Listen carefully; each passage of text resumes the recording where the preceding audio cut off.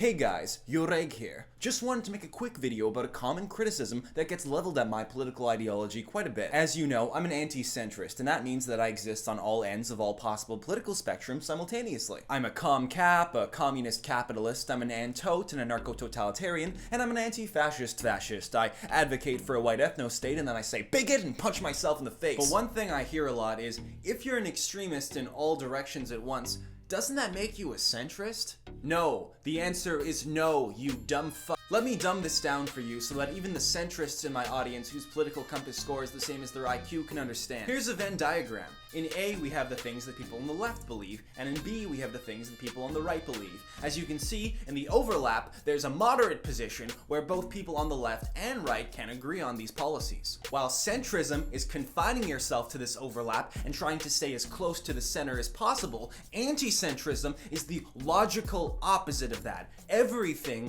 but the middle. aNtI-cEnTrIsm is literally just the opposite of centrism, and radical anti-centrists like myself is everything except the most fringe extremes of the political spectrum. Now, anyone whose IQ isn't worthy of being eugenics out of existence probably understands what I'm saying here, but let me make it a little more clear for the centrists whose drool is dripping out of their mouths right now. The Nazbol, or National Bolshevik, is a good example because they're culturally far right, but economically far left. Does someone who wants to seize the means of production sound like a centrist? Does someone who wants to close the borders of their country and deport everyone they don't like sound centrist to you? Of course not. But they have ideas that are associated with the far left and the far right. Just because they probably would be confused as to whether or not they like the right-wing populist more than the left-wing populist doesn't mean they're gonna vote for a fucking centrist. Now again, I can see that the centrists in the audience are having a hard time wrapping their head around anything that isn't just blindly supporting the status quo. In fact, I think I can see one centrist foaming at the mouth right now. Compromise. The middle path is always the most reasonable.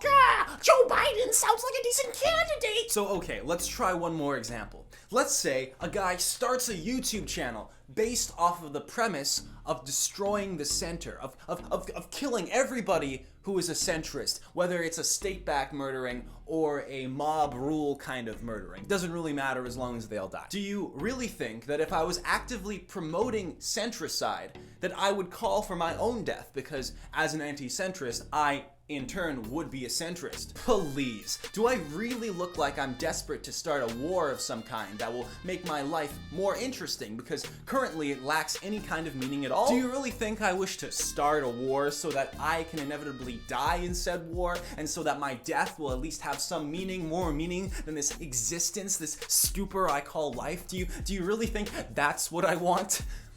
Please.